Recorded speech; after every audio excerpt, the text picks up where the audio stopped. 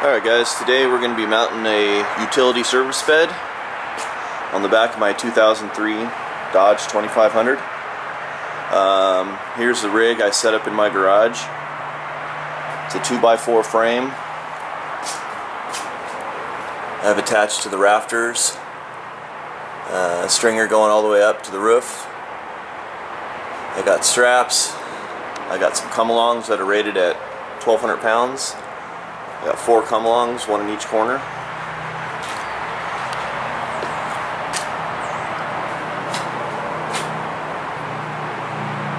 And so here is the utility bed. I'll leave a link in the description for the place I bought it from.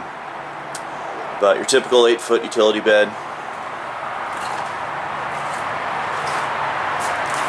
Pretty cool. I'm excited.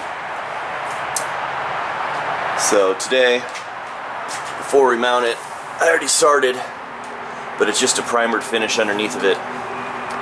So I got some rubber undercoating we're gonna spray the bottom with just for rust prevention. So I think my rig's pretty strong, but it's still a little scary, not gonna lie. So I'll try to avoid getting my body completely under it until it's sitting over the truck. I'll show you the truck over here. Already got the stock bed off it. Pretty simple. There's 6 bolts. So you got a mount. Here's the front. Mount there and on the passenger side. Where's the other one? Here, over there. And those 2 bolts. So it wasn't bad taking off. Then obviously all the wiring just unplugs. Pulling the stock bumper off was actually kind of funny because since I have a factory hitch on here, bumper bracket bolts to this guy right here, and there's a bolt up here, same on the other side. So what got me was I didn't bother to pull the license plate off. There's 2 bolts right here that hold the bumper on, so I ended up having to pull the license plate off, and then I figured out that there was 2 bolts right there. I had to get out of the way. So anyway, I ended up lifting this whole bed off by myself too. The stock bed, this is an 8-foot bed. It's not that heavy.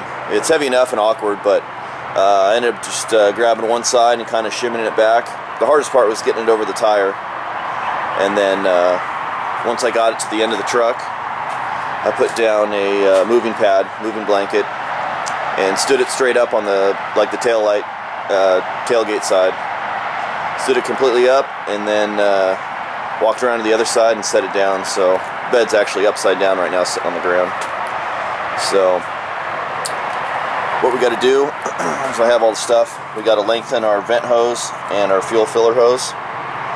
So that's going to be ended up routing back here, and it's going to be kind of right in front of the tire where the new filler is going to be. And then all you do is, once you get the bed on, you get it squared up, aligned properly. You drill 2 1/2-inch holes in the front. And there's some frame brackets back here. I got a torch out. And then the plate's going to end up sitting like right here. And it kind of wraps over the top. And it's going to hang off a few inches. And then you end up drilling 2 more holes through the back of the bed and bolt it on. And then the frame extension plates end up sticking out, and that's going to be the rear step bumper mount also. So we'll get to that. Been a little rainy lately, so we'll see how far we can get. Try to do as much of it as I can in the garage, but we'll see what happens. But basically, here's the front flange right here.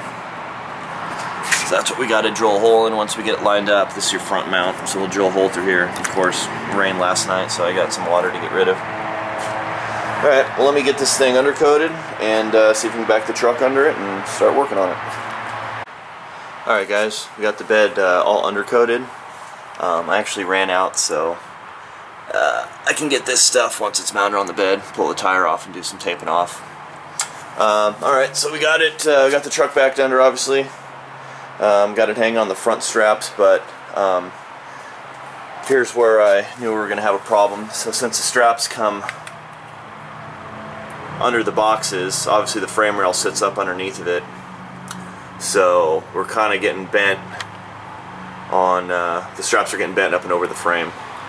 So what I did was I ended up removing the back and using my floor jack, which looks pretty gnarly, but the front strap is holding it side to side, and this back jack, see, all I got to do is come down 6-8 inches.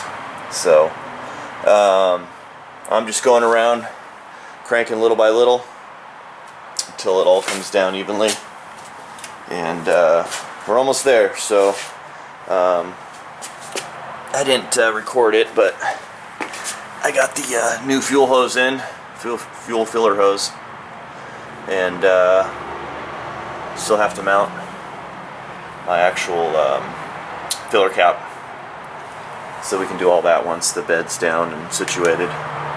So anyways, just wanted to show you that we're making progress, and almost there. Alright, so we got the back landed on the rear frame.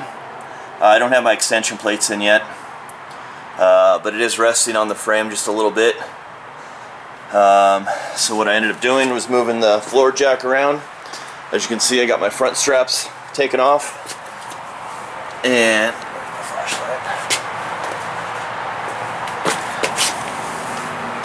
you can see I got my 2x4 right there holding the front mount, my floor jack under there.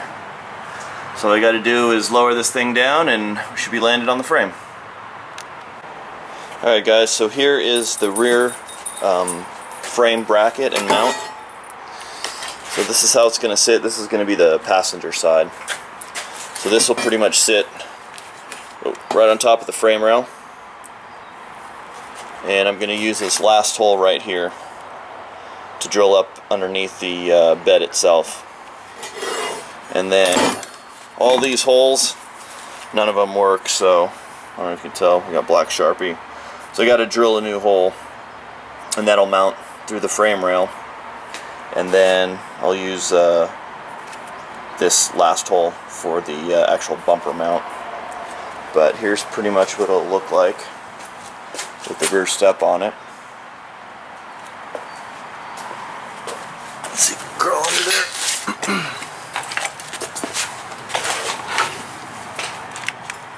Alright, so right there you can see where it attaches to the bottom of the bumper. It's kind of a universal bumper, so there's 3 different widths there, so I end up using the bigger one. I believe it's 43 inches wide. And straddles the side of the frame rail, and it sits on top. You can see that bolt right there is what bolts to the bed. There's a built-in C-channel to the bottom of the bed. It's a 1/2-inch bolt right there. So this side's all drilled out. That's the bolt hole I'm drilling right there. And this side's pretty much all tight except for the bumper bolt. So let me go drill that other mount out and get it attached. Alright guys, I had to pull the bumper back off, touch up some paint. But basically, so here's your frame bracket. There's a tab like this on the other side, and I had to cut that off to get clearance so I could bring this mount out a little bit. So just a grinder with a cutoff wheel, hacked that off, so I had to touch that up a little bit, and actually on both sides. So and then, so this is a factory hitch like I was saying. Where your bumper ball would go, this actually sits under the factory bumper, so it's actually kind of thick, but that has to get cut off too for clearance. That top mount can stay, it's back out of the way. So grinder cutoff wheel on the top, and then I got a Sawzall and cut off the bottom and just put a coat of paint on it so nothing rusts. And but yeah, all the brackets are tight, and we'll slide the bumper back on. And there's also little 1/4-inch holes in the bumper itself, so we'll get 2 per bin on both sides. So once we get the bumper mounted again, I'll go ahead and drill the remaining holes. And that should be it. So all I got left to do is figure out the wiring. So I'll end up having one light for your parking and brake light, a backup light, and then the little side clearance lights. So, alright, let me get this bumper on and go from there. Well, alright guys, a few days later, finally got everything wrapped up, for the most part. Still got a couple things, but here is the finished product. Everything turned out pretty good. So I like the way it sits. Pretty decent gap between the bed and the cab. But the back of these cabs on this Dodge isn't perfectly straight either. It kind of curves in at the bottom. So, not too bad. And I got all the bumper and stuff on. I'll go over the lights in a minute. But, yeah, all in all, it came out really good. Nice sturdy bed. Everything's mounted solid. All that good stuff. So anyway, on with the lights. Like I was saying before, I was going to have my brake, turn signal, parking, or no, I'm sorry, backup light. Well, the way Dodge does this is in the factory taillight, there's two element bulbs in the thing plus the backup light. So I ended up just cutting another hole. It's a 4.5 inch hole saw. I cut a new hole, and this is going to be my backup light. These two are going to turn on for my parking lights. This is going to be my stop light, and this is going to be my turn signal light. And I ended up found this place online, and I got the clear lens LEDs. So these two are red, that one's clear, and same with the clearance light, the clear lens LED with red lights in it. So I don't know, I think most people wire these lights up to your trailer hitch, but on this year Dodge I have basically a computer that all my wiring goes through, and that's what monitors the lighting system and will tell you if you have a lamp out on the dash. So I didn't want to wire it through the trailer plug. Actually, I mounted that down here. Because I'd always have that light on the dash and it dings at you. So I crawled under the truck and ended up, got it right here, making a little dope sheet of my wiring. So as you can see, the driver's side, black, black is ground, parking, stop, turn. Those are all the colors for the driver's side. And then the passenger side, black is still ground, parking, stop, turn, back up. So, like I said, this is a 2003 Dodge 2500, so anything similar should be pretty close to this. But simple meter, and that's about it. You can figure everything out. So, on to the next problem. As you can tell, these lights are glowing a little bit. I don't have any lights on right now. So, this being LEDs, there's no load like a regular incandescent light bulb would have. So the problem I'm having is, since I'm running it through that computer, it's called like the IPM, I forgot what it's called. It basically doesn't know that anything's attached to it, and for whatever reason I have like 9 volts on the circuit just sitting here. So I'll demonstrate it for you too of what it does. When I turn the turn signal on, it flashes kind of quick, and then same thing for the brake light. When I hold the brake pedal on, it'll just sit there and flash. It won't keep a steady light on. So after doing some research, I found you have to run these load resistors, and there's a couple cheap Chinese ones on there, but I went with the Sylvania ones. But basically it's a 50 watt 6 ohm resistor, and just looks like just a wire wound resistor. So 12 volt off-road use only, whatever. So I'm gonna end up mounting these. They get pretty hot too, so you gotta be careful. But I'm gonna mount it probably right there above the 2 zip ties. And I gotta run 2 per side. So 2 for my turn signal, or 1 for my turn signal, 1 for my brake light, 1 on each side. So, and then basically it just runs in parallel. So you ground one side and hook the other side up to your hot. So either hot when the turn signal's on or hot when the stop brake light's on.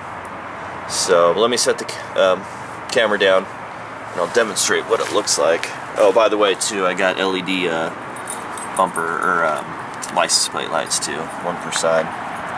So I ended up having to scoot the license plate over. It just takes an 1 1/4 hole. So 1 1/4 hole saw, drill 2 holes because it was over here. So I just kind of slid everything over a little bit. So yeah, let me set the camera down and I'll show you what it does.